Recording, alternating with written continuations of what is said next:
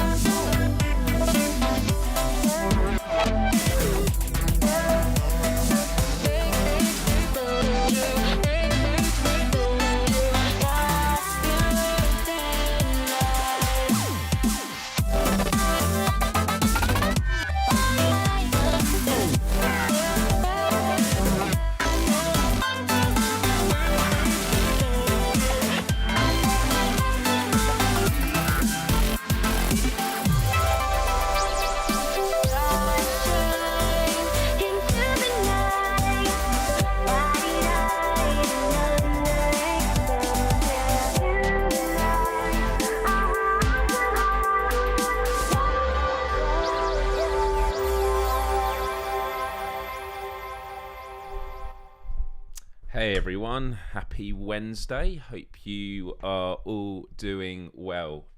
Thank you for joining me today. Some of you will notice that the show name and the thumbnail and everything changed earlier today. All will become apparent if you haven't noticed from the description of the live show already. But yeah, I just want to thank you all for joining me today. And I know that there are going to be sort of two camps of people today. There are going to be those of you that are joining that perhaps know of Jess Search, or perhaps know of her through my videos and live streams when I've spoken about her before, because over the years she has had a big impact on my life that we'll be getting into. But then there are many of you who perhaps have never heard of Jess Search before, and for those of you who fall into that camp, I hope that you'll stick around, because I think by the end of this, hopefully you will take away some of the energy she definitely has left me, and you'll probably realise that some of the outlooks I have in life and some of my motivations have definitely been inspired by the fantastic work and life of Jess Search. But yeah, Jess Search was an incredibly special person. She was the co-founder and executive or chief executive of Doc Society, formerly known as BritDoc, a non-profit all about funding documentaries, nurturing the people involved, and getting amazing stories out there. If there has ever been a documentary that you've watched which is about social good and social change, there'll be some way in which Jess Search or Doc Society have been involved along the way. And the shirt that I'm wearing today was something that I wore very early on around the creation of a documentary about Edward Snowden called Citizen4. And it was amazing to be a part of that. So yeah, look, today is going to be have a different energy to it. It's a bit of a weird one because from all that I knew of Jess, she never ever wanted things to be about her. And just as a quick story to start with, many years ago when I was doing my podcast show, The Quest for Global Empathy, I was really keen to have her on as a guest. And she kept saying, I'll consider it, but there are so many other voices that you should get on your show first before me. She was that kind of person, an incredibly, incredibly amazing person. And despite all that, with her passing, it is a moment to reflect and celebrate, for me, which is what I personally believe is the meaning of life. It's to create legacy, it's to create things that outlive you. And what Jess has done and inspired is just incredible. And I guess I should put as a disclaimer, I found out about her passing in the very early hours of this morning. I didn't sleep. I've not really eaten much today. Just, you know, these kind of things impact you in different ways. Work has been just a complete blur for me today. I've been just very out of it, not able to focus. I go and try and have naps, and I'm just lying there. And I'm probably going to get emotional talking about this. But for anyone that also is tuned in, that knew Jess and has stories to share, I would ask you to, please do share those in the chat. I definitely don't want it all laid on my shoulders, but I just felt there was no other way to do this show than to dedicate this to her. And so to kick things off, I'm going to start with an article that was in The Guardian today. And by the way, thank you for all the kind messages in the chat. I'm not ignoring you. I'm just trying to keep my thoughts together. This is always something that hits just in a different way to a lot of stuff. But this was from The Guardian. Documentary producer Jess Search dies at age 54. And I'm just going to read you the first few paragraphs. The influential documentary producer Jess Search, who co-founded the non-profit Doc Society organisation, has died of brain cancer at the age of 54. She was involved in hundreds of projects, including the overfishing documentary The End of the Line, the gorilla protection film Virunga, and the Oscar-nominated Citizen 4 about the whistleblower Edward Snowden. I think it actually won an Oscar. After working as a commissioning editor in the documentaries department at Channel 4, Search found the BritDoc Foundation in 2005 with the backing of her former employer. Over time, this morphed into Doc Society, which worked with filmmakers around the world to produce and fund documentaries. Her colleague said her final wish was to secure the Doc Society's ability to make films about, quote, the two critical and intertwined issues of climate change and democracies in crisis. And I want to say a big shout out to Josh in the chat. And Josh, I've sent you LinkedIn details on how you can call in. And I would say that in like maybe 15 minutes, it would be wonderful to have you join me on here. So I'm not doing this by myself. Josh, I will introduce when I start sharing some of my memories, because actually Josh, I believe, was the first person I ever connected with who then introduced me to Jess. So this is really a moment of full circle. So following on from this, I just want to read a letter that came from Doc Society from their webpage, and this went out, I think it says August 1st. It was penned late last night. It came out in the very early hours of this morning. Actually, it might have come out at midnight last night. And I just want to read this for some additional context. Yesterday morning, our dear Jess Search died peacefully in London, England, from brain cancer. She was surrounded by the love of her life, Beadie, Finzi, and their children Ella and Ben, and friends. And I just want to send huge love to all of them. Beadie, I had the pleasure of working with at Doc Society as well. Just amazing people. It takes very special people to work at an organisation like that. As a fierce supporter of independent artists and co-founder of Doc Society, Jess spent the weeks following her diagnosis focused on her passions laid out in her recent announcement, No Time Like the Present. And I'm going to play a little clip that was tied in with that at the end of the show. Her greatest wish was to continue to secure the Doc Society mission of unleashing the transformational power of documentary film to address the two critical and intertwined issues of climate change and democracies in crisis. Jess lived fully these last few weeks. In characteristic humour, she responded to her diagnosis by considering herself a lucky fucker, having lived a life of purpose on her own terms. And she was definitely someone who lived on her own terms. She was something else. She continued to send late night voice memos, order rounds of margaritas, and bring together an amalgam of global comrades around the shared mission of vital system shifting narrative work to change the world for the better. To the horror of some, she did all this while sporting a pair of hot pink Crocs with socks and gibbets. In glorious contrast to her trademark white suit she rocked at good pitches all over the world. Jess and her loved ones have been immersed in all the shared memories and love from friends, family, and the community since the news of her diagnosis. We have been exchanging poetry and share with you one of the top of her rotation, David White reading his poem Santiago, which I will get to a bit later. A beloved partner and parent, a brilliant friend, an industry catalyst, master campaigner, consumer producer, preternatural public convener, and mentor to many. Jess leaves a global family who we know will continue to speak out on injustice, challenge the status quo, and live lives of purpose with love in their hearts. We consider ourselves to be lucky fuckers to stand beside all of you. Thank you, Jess. We love you always. And it says, P.S. A celebration of all things Jess loves will be planned in the coming months. Memories and messages to her loved ones can be shared at love@docsociety.org.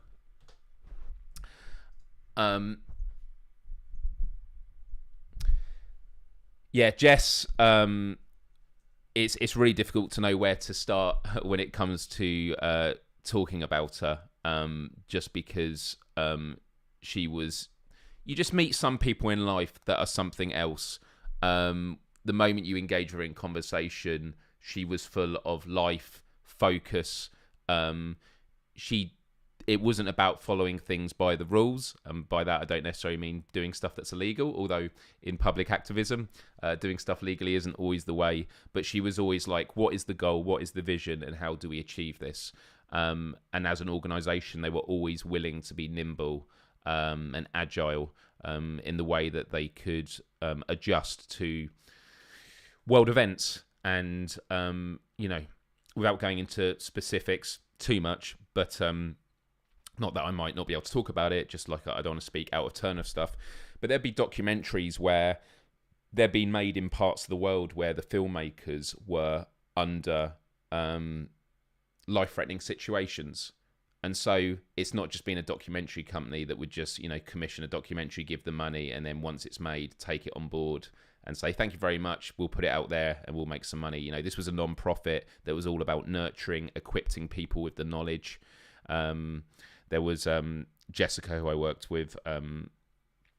We worked on a project, which I can't remember off the top of my head, and if anyone tuning in knows, we put together this... I'm really annoyed that I can't think of it. We put together this kit, which was basically for any filmmakers to become knowledgeable about legal representation, how to deal with certain situations, whether it's kidnapping or political threats and things like that.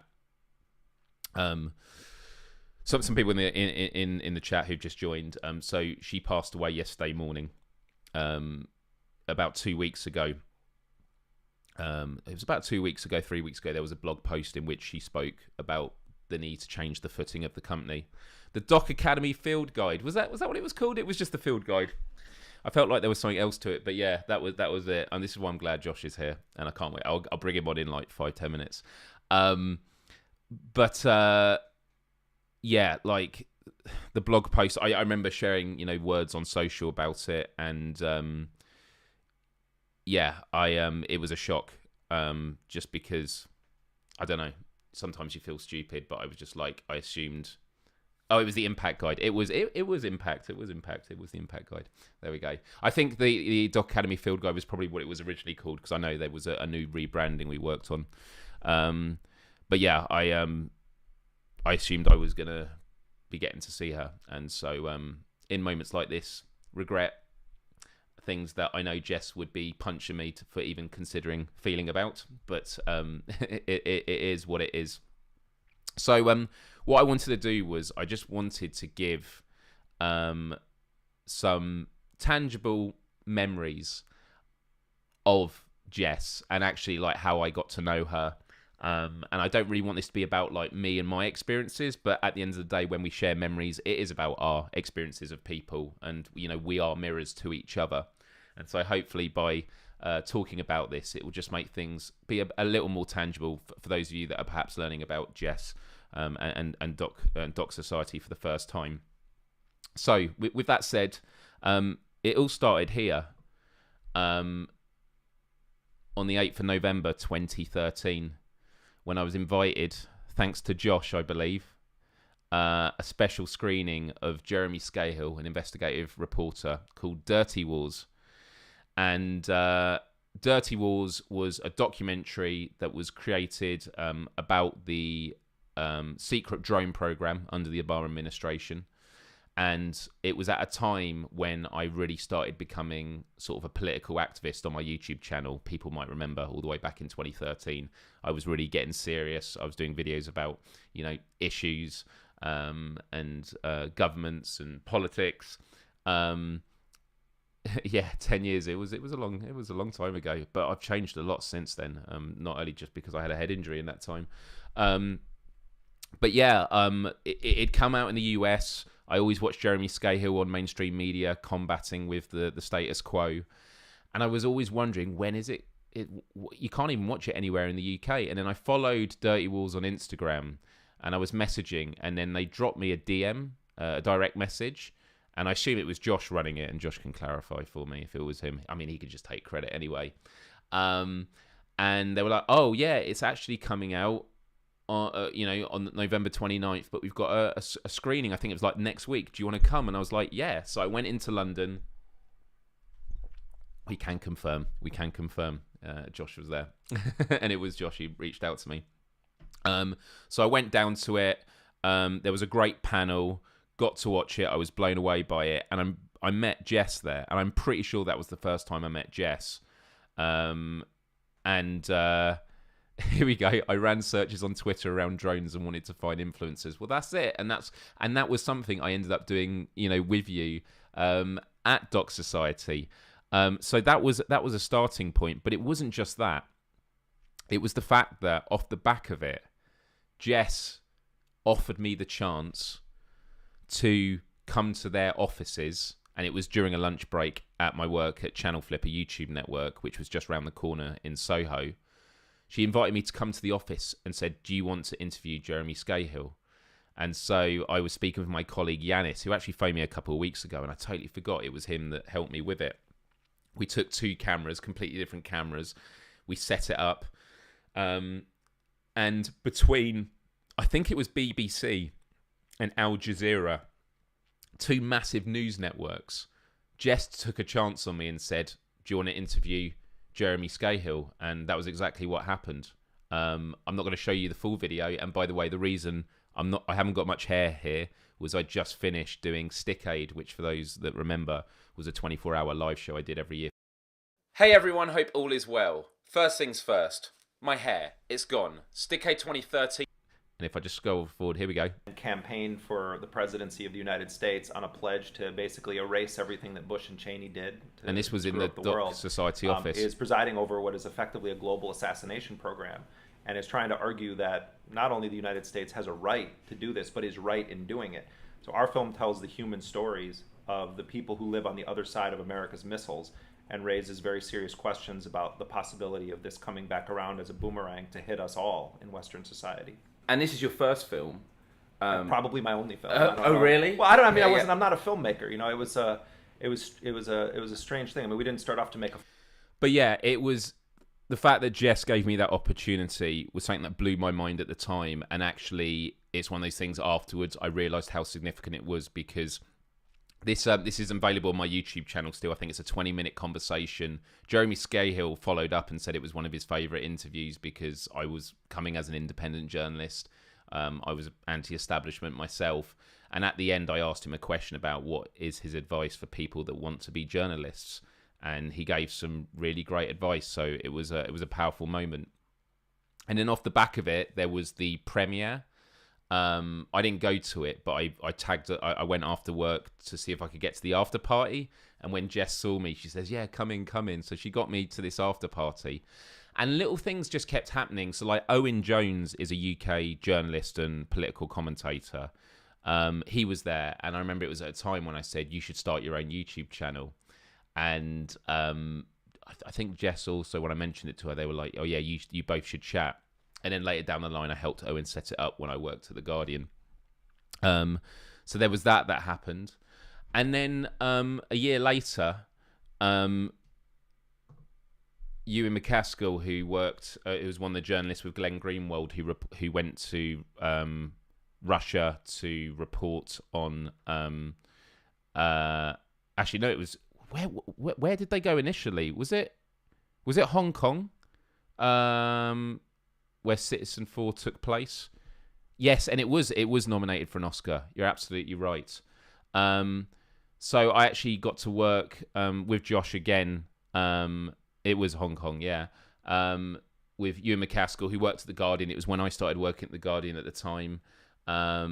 worked with Josh, Jess, and we were just doing the social media campaign. And it was the first time I'd ever really worked in that kind of space.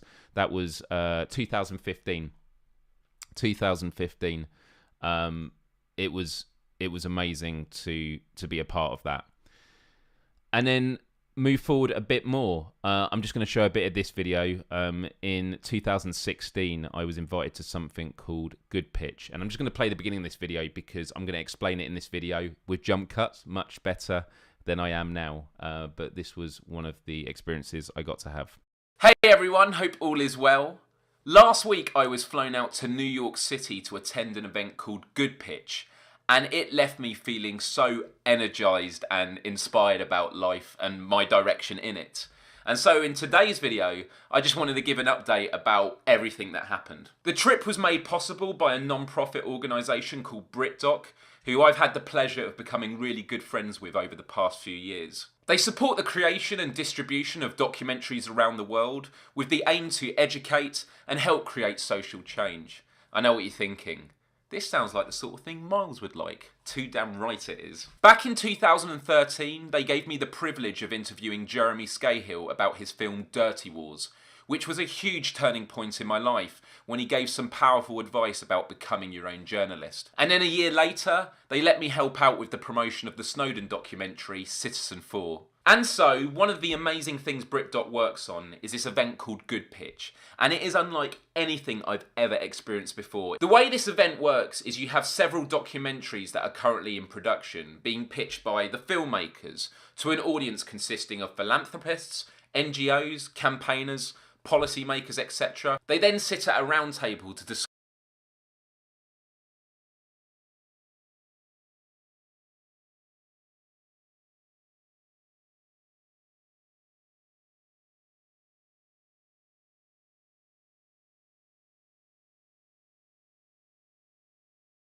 it with supporters of the cause and other organisations that may be able to help. And because the event is not live stream or video recorded, there is a real magic in the room, a sense that if you want to help, now is the time to do it. This is the moment. And so they have 2 microphones set up, meaning that anyone in the room at any time can step forward and say, hey, I really want to help you with this, whether that be financially or with resources. To be in a room with so many passionate people and incredible stories, it was a very moving event. I cried on many occasions. And just to give you some examples of the documentaries that were pitched, one was called Dark Money, which is about a grassroots effort in Montana that aims to fix the US campaign finance system. And Councilwoman, about a Dominican hotel housekeeper who won a seat for Rhode Island City Council, trying to represent her community and bring their voice into the political system. I met so many amazing human beings at this event, including award-winning journalist Nancy Kusangira, who was moderating. Nancy Kusangira I mentioned because she was sat down and I had a really good time with her, but I was also saying that back here, sorry, I had myself muted by default. I said you could see Jess standing on the stage there on the right in her white suit, jacket and trousers. Amazing. Let me go back here.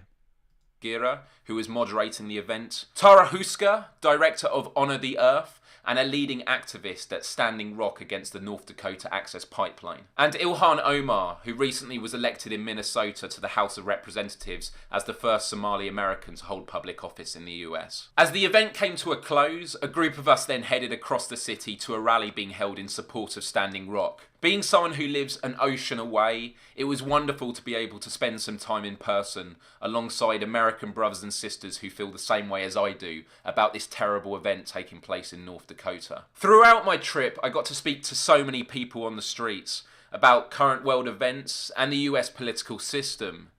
It allowed me to have this direct sense of the pain so many Americans were feeling. Anyway, that's enough there. But the common theme here is Jess was a phenomenal networker.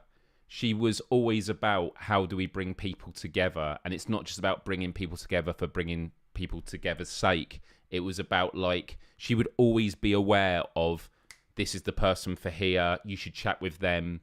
And a lot of the tributes that I'm going to go to in a moment on Twitter, and I'm going to go through them with Josh. Josh, if you want to call in a couple of minutes' time. You know, a lot of people do talk the good talk. And, I'd argue that I sometimes do that. I do a lot of talking and I probably could do a lot more action, but I just feel like this is what I do. I talk and, I'm always self-reflecting and realise I should do better. Jess was someone that always just made stuff happen. Just absolutely incredible. Josh, how do you dial in? So I've sent you a link on LinkedIn in the message. And if you open that on your computer browser, it will then bring up a page and then it will have a dial-in button and then you'll phone in just like a Zoom call or stuff like that. I'll accept. You'll be in a little green room and then I'll put you on camera. Yeah, that's great. But the last part of the story, last memory I want to talk about with Jess was I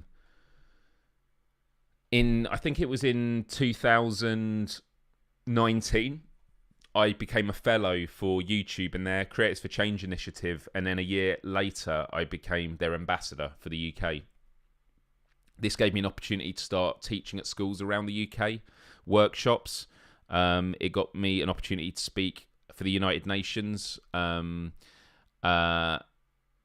Bonn, Germany.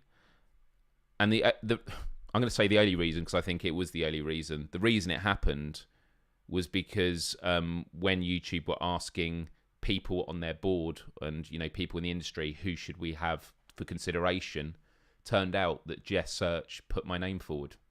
It would have been just one of those other moments where Jess just thought about, I can support this person and things like that. And take care, Aiken. Thank you for stopping by. And this was another example where Jess helped me with a trajectory. The very last component of it was that Jess then had me involved with Doc Society for something called Doc Academy. I got to work with Joe, who I absolutely adore. And 1 second, I'm just getting a call in from Josh. Hey, Josh, I'm just going to bring you on in just a moment. And this was it here, Doc Academy. And Doc Academy was something that Doc Society was passionate about, which was they created curriculum-led resources for schools where the documentaries that we ran, we would do little clips of and give to the schools so that you were no longer just, talking about it from textbooks. You actually gave human stories. This is the power of storytelling through documentary. And so like the one here about climate justice, it was for English and geography. It was called Thank You for the Rain, and it was about a Kenyan farmer, Kasilu, who was all about planting trees. And so at the beginning of the documentary, everyone's kind of like laughing, thinking, yeah, he's saying we're going to beat climate change by this farmer getting his local folk to community to plant trees. By the end of it, he's speaking at the United Nations. And so there's this real thing about how you can change the world. And that was one of the last things I worked with them on.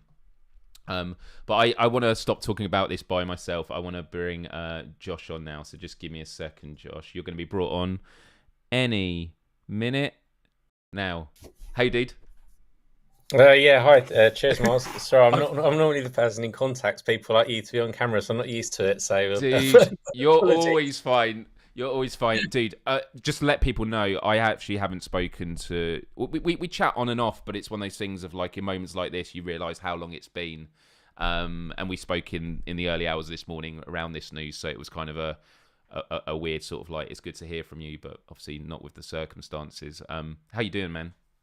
yeah, right. It's been kind of weird because I spoke to Jess only like about a week ago, and my friend said, well, she was out. I think she'd kind of met up with people. She was socializing. She was due to start treatment, some various types of treatments for brain cancer.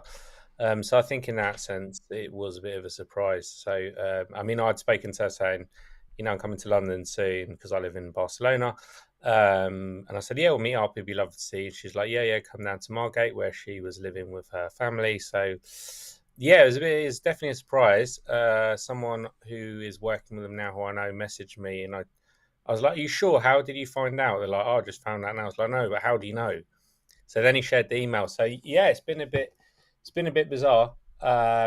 I don't think I've taken the time myself to truly reflect properly on it because I think life gets in the way. So I think I need to take a bit of time to appreciate things and share stories, which I think the space will be created at some point. But yeah, I mean, it's a bit surreal. So someone has that much impact on your life directly and indirectly, it's kind of a bit nuts, really. Yeah. I mean, I Yeah. can tell you about how I met her because it's quite full. I've got quite funny stories about Jess actually. So, Dirty Wars, a film you worked on, that came about because a friend of mine who I knew from a while ago, she was actually, well, she still goes out with a friend of mine. Now, she used to be the legal director of a charity called Reprieve. So, they worked with people in Guantanamo Bay, amongst others, to kind of ensure they'd have a fair trial. Long story short, I was working in advertising and I said, look, I want to do something, use my skills because I was kind of doing loads of Twitter influencer mapping, ironically, how I then found you. And I said, look, I'd like to use this for kind of something a bit more interesting than sort of selling HP computers or kind of processed cheese on Facebook or whatever else I was sort of flogging online at the time. So then she was like, well, look, there's this film and I used to listen to Democracy Now! Quite a lot, which is a podcast actually. I haven't listened to it for a while. Jeremy Scahill was a journalist on it. And then she said, there's a film, Jeremy Scahill, would you be interested? It's about drones. And in my mind, I was just going to go and help out an NGO and do some filing on the weekend and just help out, I don't know, anything. And she's like, oh, you should meet this woman, Jess, she's producing it. And then she introduced me an email and I said, oh yeah, Jess sounds really great. I had no idea she is. And I said, well, look, I can't really go for my lunch break because she suggested like a Wednesday or Thursday. I said, do you mean King's Cross? She said, yeah, where? And I said, well, what about Nando's for lunch? So me not really realising. She always loved Nando's. I've got a Nando's story. So she's like the woman of the avant-garde of sort of, the arts world in London and now globally. Me sort of saying meet up in Nando's is just quite funny. But then like, what happened was, and then she said, well, how much money do you want to work on? I said, no, I don't want any money. Like, I just want to help out. I've got these tools. And then I went to the office and gradually I was like, this woman kind of knows people, but she was very unassuming always, like till the end. Like no one really knew who she was unless you knew her, if that kind of makes sense, right? She's sort of like the most sort of, I don't know, the real mover and shaker in the world, someone who doesn't really do social media, but just knows and can contact anyone. Yes. So when we're in the office and she was like, you sure don't want any money? I was like, no. I was like, well, no, you're a charity. And they weren't that, they were a lot smaller at the time, but still pretty well funded. But I was like, no, I'm not going to take money. So she was like, well, fine, I'll pay you in Nando's. So then the whole office, he would go out and bring back Nando's for lunch when we're working or in late evening. So it became a bit of a joke. And then she paid me at the end as well with like a box of like hot sauces from Nando's, which I thought was quite funny. And then I was also into Bright trainers. And I was still not saying I want money. So she'd gone to the US for work.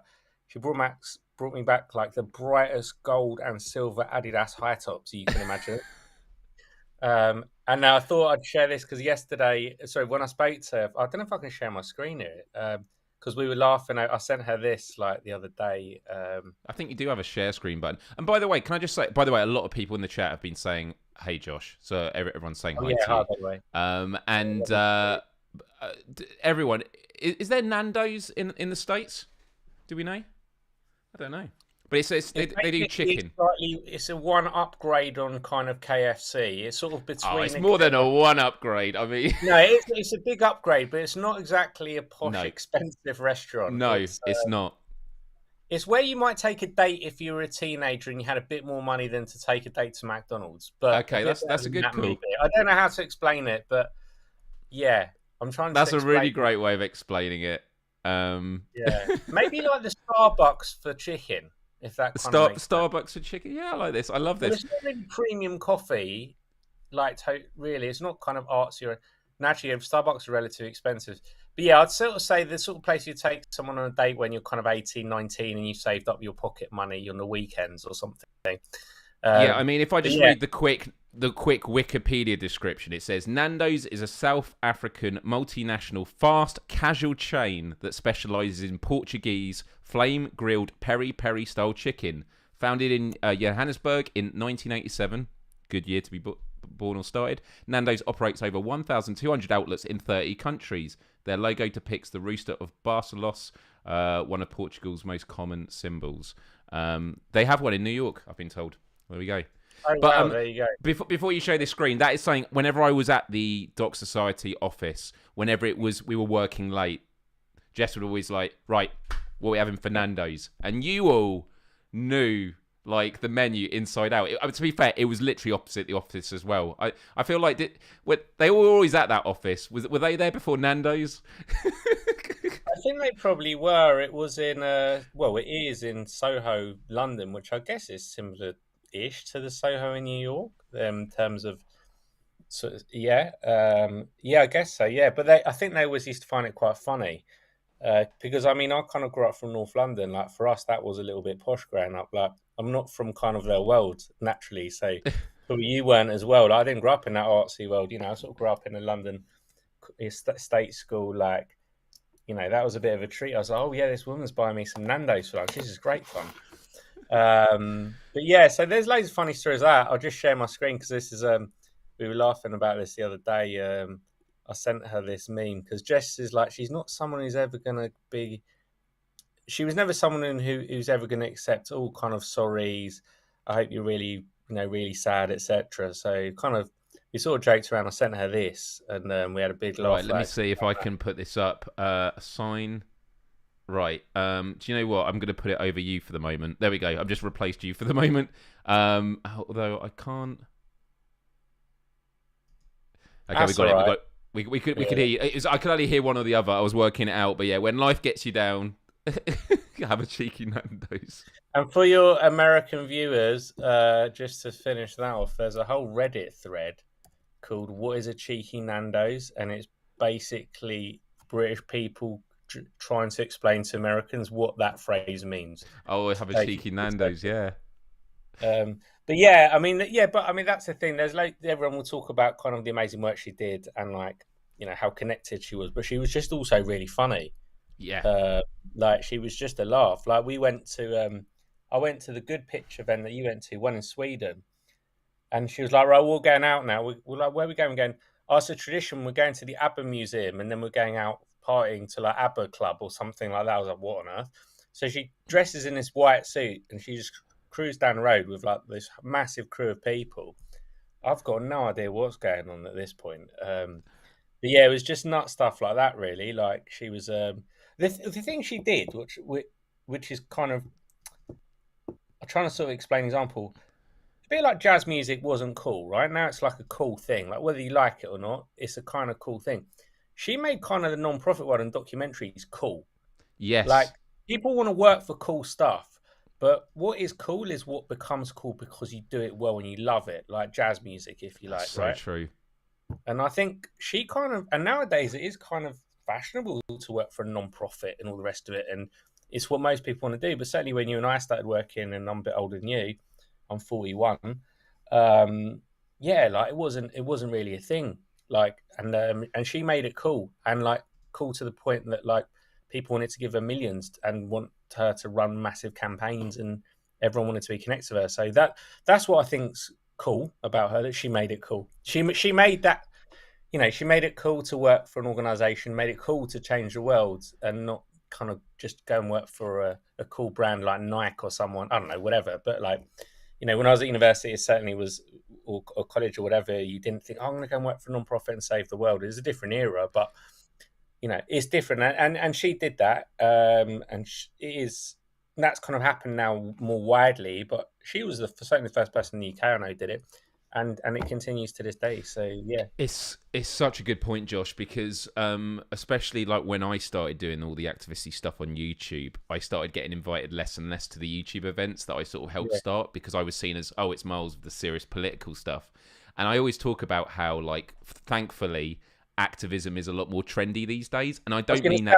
Now you get invited. Yeah. Oh, I'm like, but I don't mean that in a disparaging way. Like, I'm not saying everyone's doing it to be trendy. No, if it makes you feel cool, do it. It's a good cause to be behind, whatever the reason. But I definitely saw that insurgency with this, and actually going back to the Good Pitch.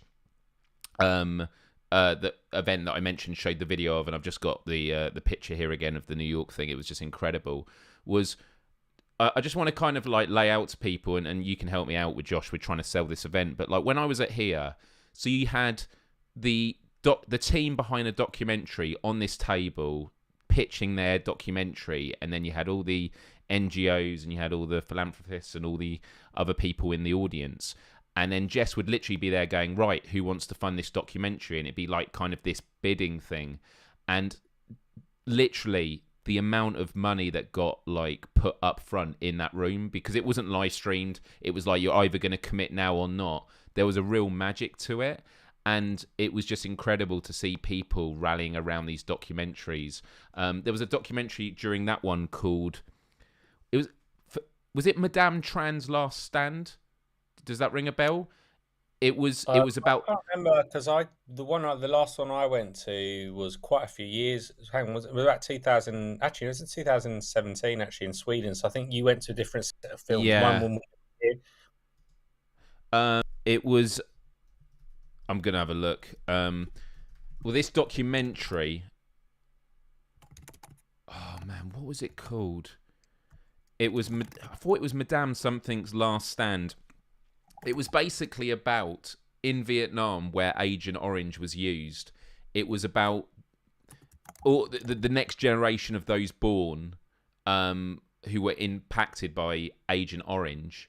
They were trying to sue, I think it was like Monsanto, wasn't it? That were responsible for the production of Agent Orange. They were trying to sue and get compensation for it. And this lady that the documentary was about, she was the last of that generation, and basically the legal proceedings were being kicked down the road because the big corporations responsible for Agent Orange knew that if she dies, we don't have to pay out. And so this documentary was about this court case of like, before she dies, can she finally not just sue for her benefit, but basically for reparations for a whole generation of people in Vietnam that had been impacted by Agent Orange, and seeing the people on the stage involved in that, because it wasn't just people living in Vietnam, it was also the kids of people that served in Vietnam that got impacted by Agent Orange. I mean, I don't know the medical side of it, but it was something that did get, if you got impacted by it, it would then impact the kids. Like, kids were being born with deformities and stuff like that. But yeah, a class action suit, Chris mentioned, but just absolutely incredible stories. And yeah, something I probably didn't lean into more when I was talking about Jess earlier, and I'm really glad you did bring up, was she was a hilarious person. I still just hear it in my head of whenever I met her, and she's like, oh, how's it going, mate? You good? Like, she was just like very matter of fact about stuff, and it's like, wait, you're literally taking on like more establishments than I can count on both hands at the moment. You know, when we were working on like Citizen 4, you know, people knew it was like pissing off the world's biggest superpower. And then, you know, working with Laura Poitras on that. And then also there was the other side of it when, what was the follow-up documentary? What was the documentary about Julian Assange? Oh, I never worked. I haven't actually seen it, but yeah, there was that one about Assange by the same director, Laura. Yeah, it was about Laura Poitras. There's a very typical Jess moment on the the Citizen 4 one about Edward Snowden. We did an event at Amnesty, and she was going to interview Edward Snowden via like video or whatever, and she was speaking to him, and then we were next to her because I was like, "Oh my god, this is nuts!" He's like there on the screen. And she was like, "Oh, hang on one sec, Josh. Talk to Ed. I've got to go and do something." I was like, "Well, yeah, right." So here's I had this like awkward 10-minute conversation with the Snow. It was like, "Oh, hi, yeah, I'm kind of working in a film." He goes, "Oh, nice to meet you. Where are you?" It was like the most surreal. It was very Jess. She was like, "Oh yeah, one sec, come here." Like everyone was the same. She didn't really care who they were in that sense, which I just thought was very funny.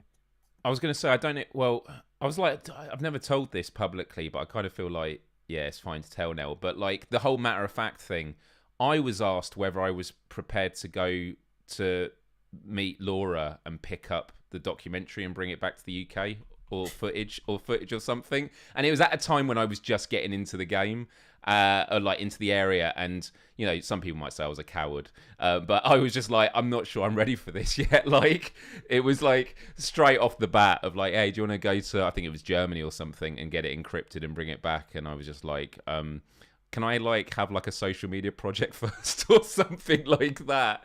But it was just the amazing nature of it all. And this was the thing, and it goes back to the whole Jeremy Scahill thing when I got to chat with him. Jess just believed in people, and like she didn't think anyone was above anyone else. It was just like, what is your skill set? What can you do? How can we help move this mission forward?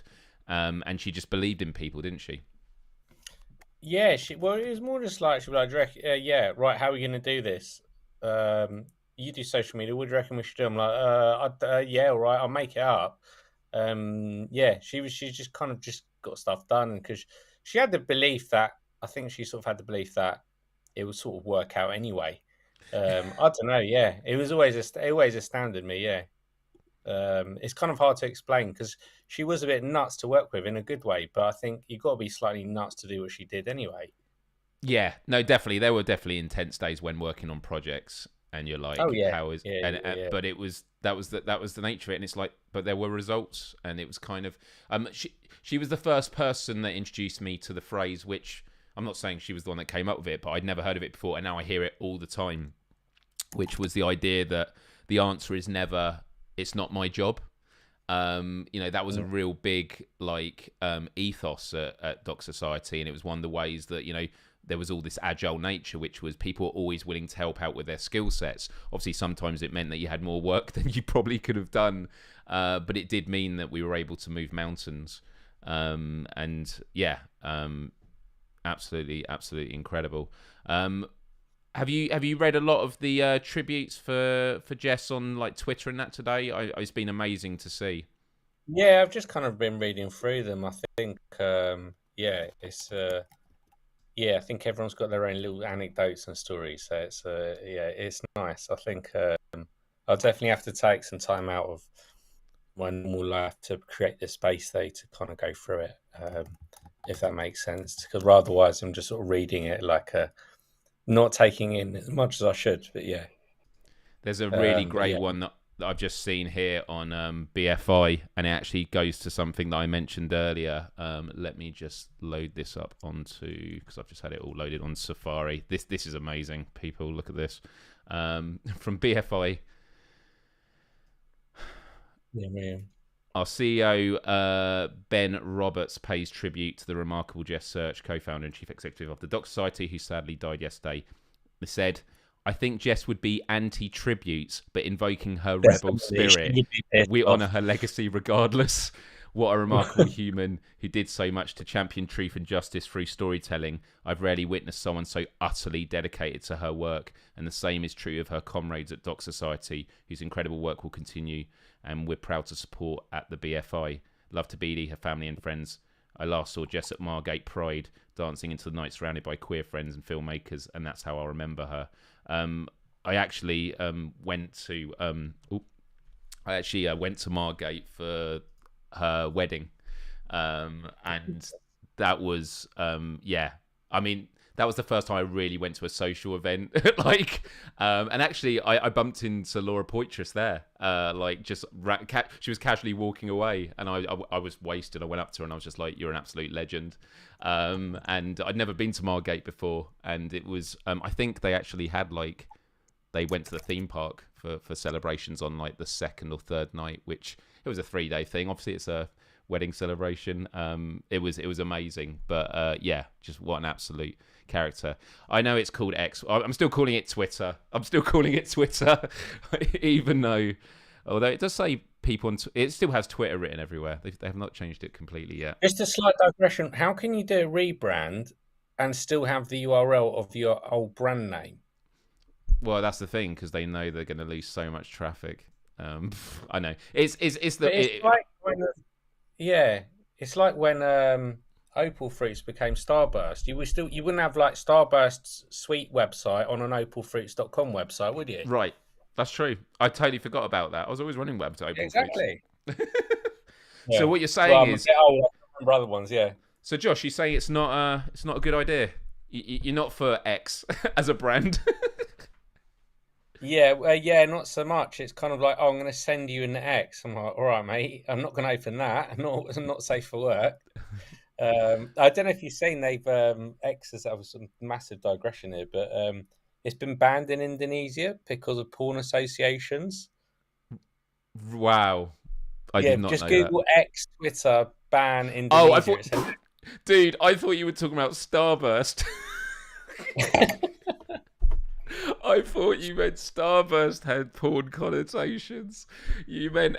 Oh, no, definitely not. Oh, whose mind's really in the gutter? Whose mind's really in the gutter? Yeah, Oh my goodness. Anyway, that's awesome.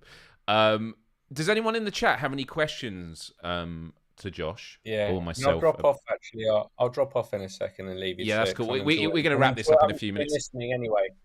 That's cool, man. I honestly, I really appreciate you chiming in, because I was a bit nervous about this show, just because, firstly, I know that Jess doesn't really want tributes, but on the other hand, also, like, I've literally not been able to think about anything else today, and so this has been. Well, thank you for creating the space, as Jess would say. That's it. Oh, yeah, she would say that. She would say that. Yeah. Oh man. Yeah, I know that she would not want me to feel any regret and stuff, but I was speaking to my dad about Jess a couple of weeks ago when I saw him, and just the last few weeks have just flown by, just because work has been full on and other stuff as well.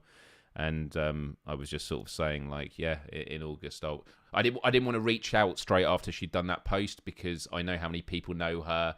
If she's going through that, I just knew that she would want some space, and just naturally, I have regret for not reaching out,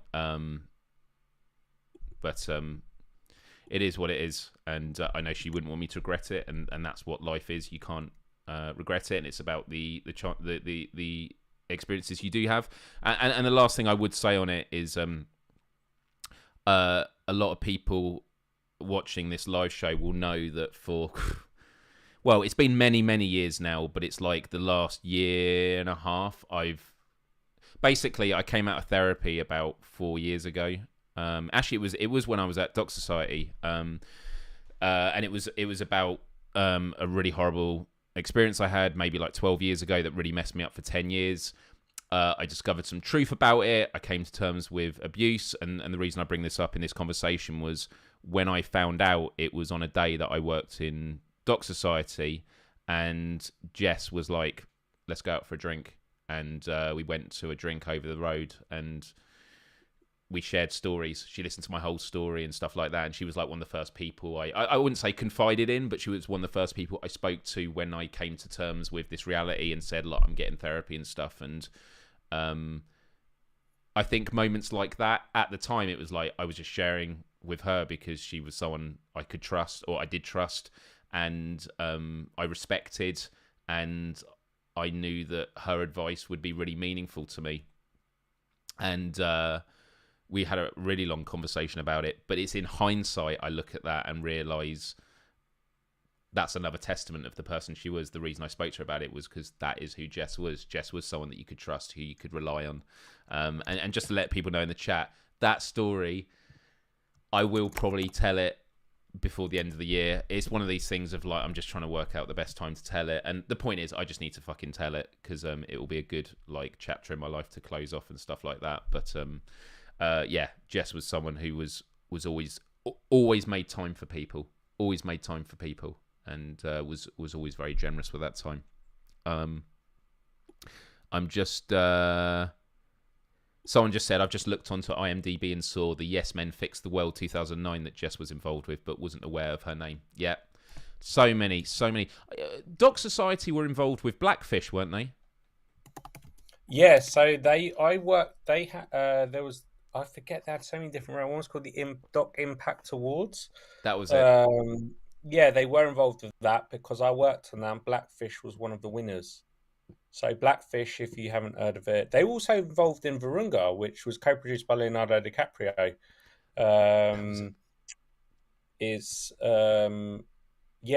Which is an amazing film. So Blackfish is about SeaWorld. And the impact of that was about orcas. I saw it years ago now. Everyone's seen Blackfish, right? It was one of the biggest. It was on Netflix, I think, but it was one of the first movies in the Netflix era that was like, wow, activism can have real impact now, because SeaWorld just went on the massive defense, and actually SeaWorld's tourism suffered. I remember having conversations. Their share price dropped. There was all sorts of other stuff happening as well. Yeah, there was that, and then there was Virunga, which is about gorillas. Yeah, that one's about gorillas and about God, I don't know what the latest is, but you can actually go and visit Virunga Park in the Congo National Park. Yeah, that one for me is mind blowing, and it's an ongoing sort of story tragedy actually. Thanks for the messages, by the way. Yeah, Yeah. that park in Tenerife. Yeah, it is still open. That park in Tenerife. I saw something about it the other day. It's horrific. That was often the One in sad story about. Barcelona open as well. There's like Well, literally one not far from here. It's Well, I was horrific. going to say that was the sad story about it, was that as like rules are passed in some countries, they can't be just released back into the wild, and so they get moved to a different country that will allow their captivity to continue. Yeah, Abu Dhabi. Oh man, it's a really powerful movie, and it's a great example of like the different perspectives, because the defense that was always made by the trainers that work there, which was we take good care of them, and it's like both things can be true. I have no doubt that the people that work at SeaWorld, the trainers, care about them and want to take care of them and are doing their best. But the whole point was, look outside the literal box, the cage that they're in.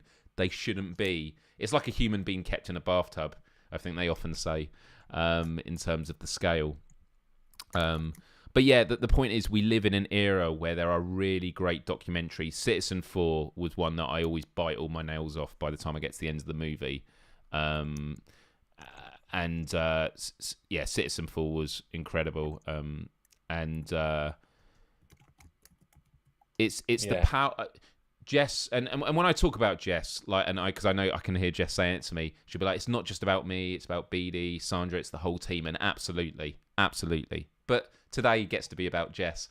But the sort of the ethos with Doc Society was the power of culture, and they would always talk to me about having these get-togethers where they were discussing like soaps.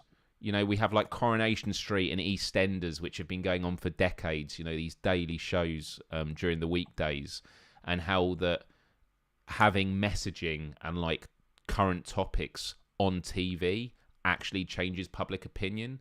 So if you have like, I think it happened with Danny Dyer. I have no idea about EastEnders, but I don't know if Danny Dyer's kids in EastEnders were gay or I can't remember. But the point was that there were examples where modern day issues were brought up in soaps, and it actually then becomes a talking point in households. And so they were like, how do we do it about climate change? How do we do it about democracy?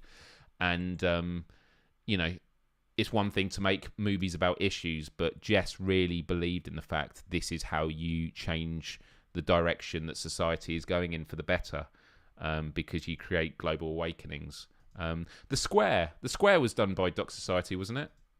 I didn't see The Square, but that maybe. was about the uprising in Egypt. Yeah, probably, to be honest, they were involved in some way behind pretty much. Well, this is what I said at the start, Josh, which was that even if they weren't directly involved, Jess, if there's a movie about social change, Jess will have been like one touch away from it in some way. She would have made an introduction or something like that, right? Yeah, she was basically behind pretty much anyone you can think of, apart from those like weird ones on Netflix, which is about the history of like meat in food in a non-political way, or like, you know, like those kind of weird ones you get on Netflix aren't really kind of reality TV really about weird stuff. Yeah. I confess sometimes them because they're it's all right. crazy. We all do it. We all do it. yeah, exactly. Well, listen. Yeah. Listen, Josh. I mean, I'm happy if there's any last thoughts you want to say before you head off, but I really do want to thank you for your time in joining me. And I was going to say thank you, and thank you for the comments. It's it's very, very kind, and thank you for holding the space for us, as Jess would say. And that BFI tweet is very, very funny. I'll put the link to it in the chat once I log off. But please, yeah, thank you very much. Please do. And Josh, we shall meet up. It's amazing how much time flies, and I've always loved working with you. The last one. You gave me a T-shirt like the one you're wearing when we worked on that film about 8 years ago. Please tell me it's a different one of the same. This? How have you still got that? Oh, I think it was another... wait. Oh, no, I think this might be it. I don't know. It's got cracked. I don't know. Dude, I've got so many old shirts. But the thing was, my friend that designed them... Margarita, she gave me like 10, 20 shirts, and I just wear them on rotation. And then whenever they've started wearing out, she'd give me another version.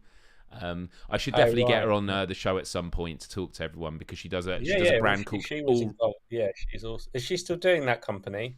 Yeah, All Riot is the brand, and like I'm gonna have a look at them. she's got a great story, people, because she basically worked in from a mainstream fashion company, and she was like a top designer for them. And she said one day she saw this massive order come in, and she was like, "This is going to destroy the environment. Fuck this, I'm out of here." And then she went off and did this like socially conscious brand with amazing brand work.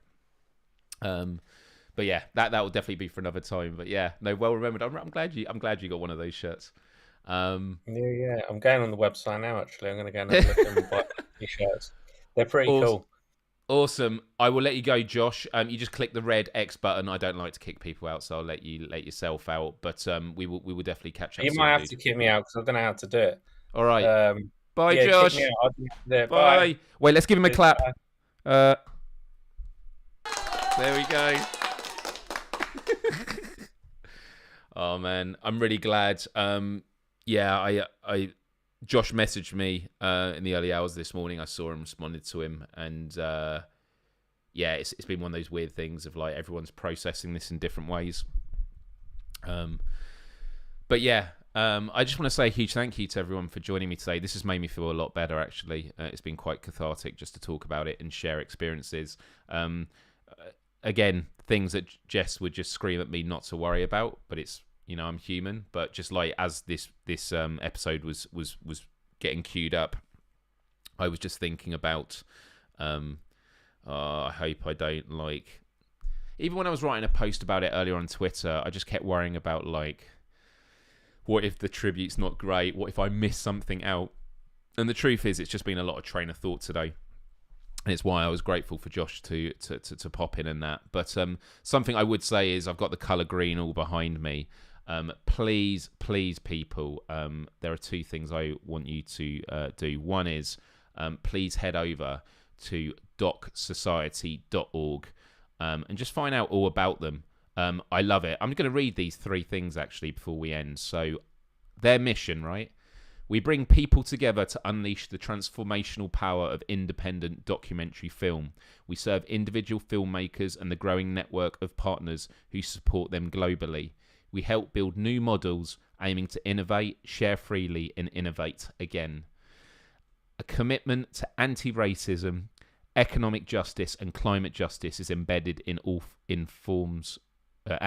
embedded and informs all we do. So it is embedded in and informs all we do. I can't speak today. Find out more about Doc Society's organisational approach and core capabilities.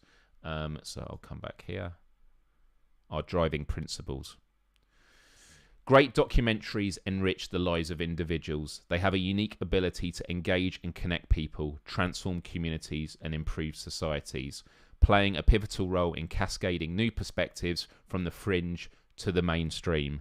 That's why we are dedicated to the impact of art and the art of impact. Read more about our theory of change. I always love that line. I was actually in the room when they actually came up with that. I didn't come up with it. I just meant I remember when they said this is what our driving principle is, and I was like, this is amazing. That's why we are dedicated to the impact of art and the art of impact. And finally, their priorities. We believe that documentary has a vital role to play in creating a fairer and more inclusive world.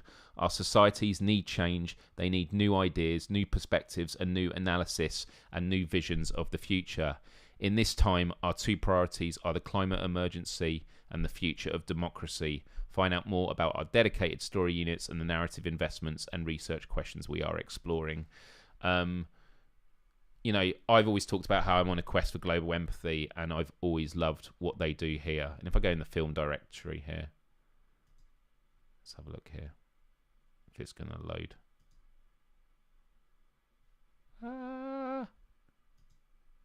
There we go.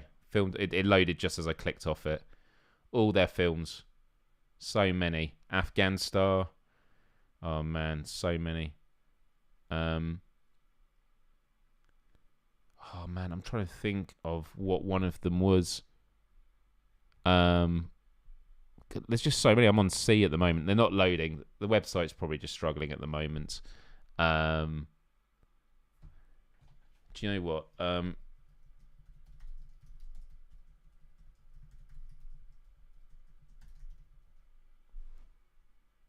Let me find.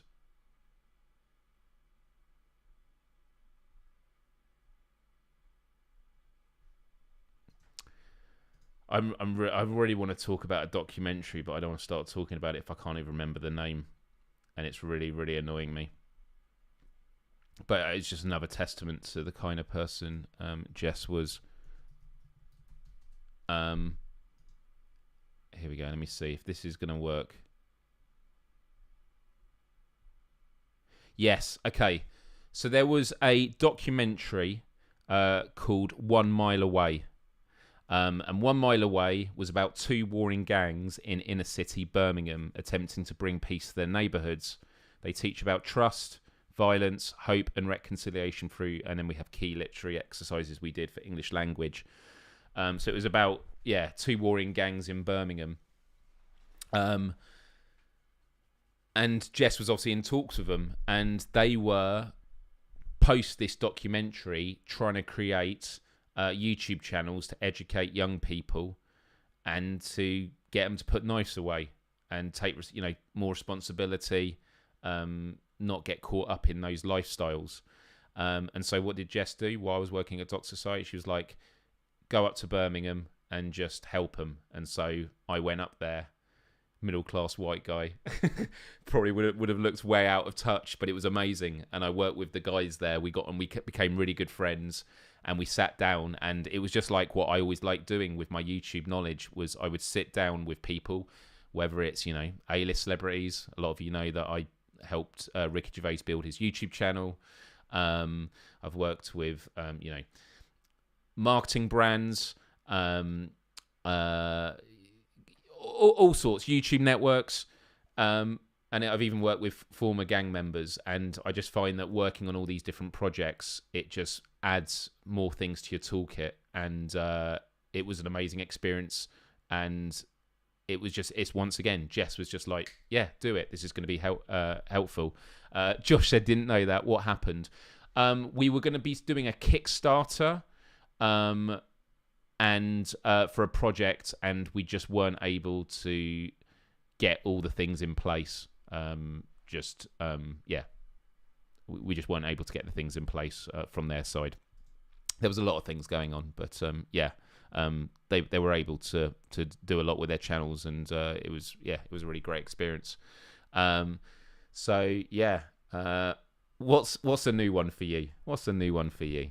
But once again, I just wanted to give an explanation of this is, this was the amazingness of what Doc Society does. Finally, a few weeks ago, when the diagnosis for Jess was posted online, there was a really, really great quote and video that went with it.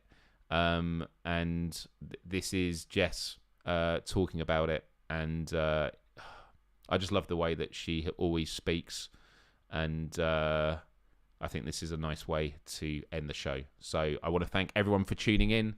Thank you for joining me. I see. Well, there's always new things people learn about me. I've been very fortunate to work a wide range of experiences in the past, and it's thanks to organisations like Doc Society. It's thanks to individuals like Jess Search and Josh Felberg. Life is about connecting with people and seeing what you can do while you have time on this planet. Because for me, legacy is the meaning of life. It's how do you create things that outlive yourself? How do you create everlasting impact? So on that note, thank you everyone, and I will leave you with this. A community driven by a profound sense of duty. It's an old-fashioned word, but a profound sense of duty. In the tradition of Marcus Aurelius, the Roman emperor and Stoic philosopher, who wrote these words almost 2,000 years ago. In the end, what would you gain from everlasting remembrance? Absolutely nothing. So what is left worth living for? Only this: justice in thought, goodness in action, speech that cannot deceive, and a disposition glad of whatever comes.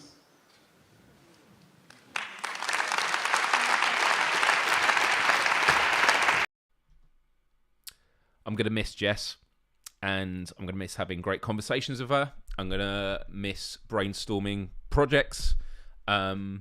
But the connections that I've made in this life, like with Josh, like with BD, like with Sandra, Joe, Jessica, I can think of all the brilliant people I've got to meet through Doc Society and the wider documentary family, and all the journeys it's allowed me to go on during my time on YouTube. Many of you will know that we are less than 2 weeks away from August 14th, which will mark 17 years since I started vlogging on YouTube. It's been a long journey for me. But it's because of connections. It's finding common humanity, and brilliant people like Jess that we're able to, make what we can in this life. And I'm going to miss Jess Search very, very much. But may her legacy long continue to inspire us all to do better in any way that we can. Thank you, everyone. Have a good night.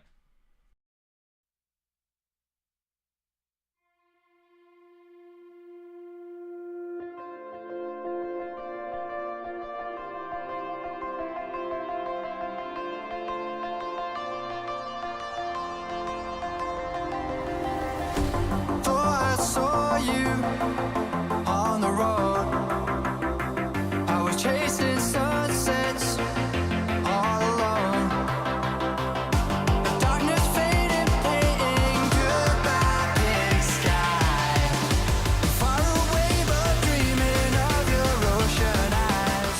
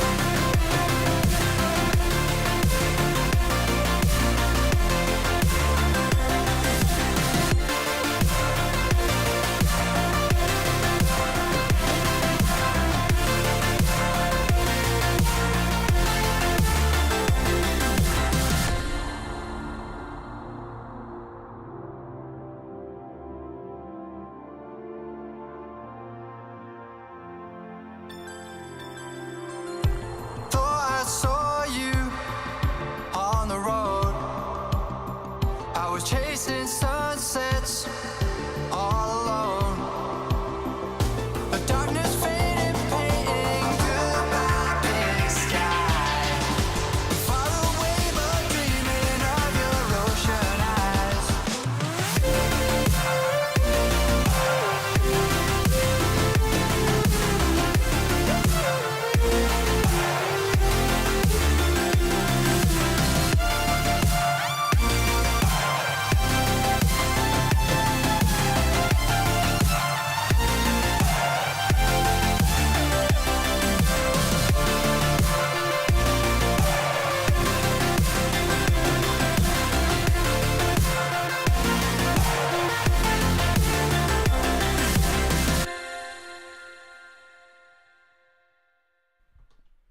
It felt weird not going back on camera because I always do it after that bit. I have to admit, I managed to hold the tears back, and then as soon as that screen went up, my eyes were waterfalls. This is not been an easy show to do, but it's definitely been an important one. And I just want to thank everyone, especially again those that knew nothing about Jess beforehand, just sticking around and being willing to hear, because I just know when doing these shows, it's very easy just to do shows where people can instantly identify and know exactly what they're going to get. But I appreciate the feedback that a lot of you have felt that you've learned something from this. And if you do one thing, follow Doc Society wherever your social media is: LinkedIn, Twitter, X, Instagram. Sometimes they're called the Doc Society. I remember when actually having to get that sorted for them. Just send them love and support, because there will always be documentaries that they shout about that will just be amazing. And we need documentaries more than ever in the world at the moment. So have a wonderful week. I didn't do my usual sections of the show, but Vitamin G will be pretty obvious. I have and always will be grateful for Jess Search, for Dyer Discoveries. I think I just learned a lot today, having great discussions with Josh. And as for my live streams this weekend, up and coming, I will not be live streaming on Saturday. However, PSVR Without Parole that I normally host on Friday nights, I've done a swap with AJ, who's the Monday host. So I actually did Without Parole Monday night. I've got Friday off, but in the lead up to when it would normally take place, I will be doing Let's Plays. So I'm going to be doing 3 PSVR 2 Let's Plays on Friday night, and then 3 more on Sunday, which will include some new games. So stay tuned for that. Have a wonderful rest of your week. I'm hoping that I'm going to be able to get some sleep now, because I'm absolutely exhausted, but I've just not been able to sleep. So maybe getting this out there will help me with that. But love you all. I guess in the usual way, hit the like button, and I'll see you next time. Adios.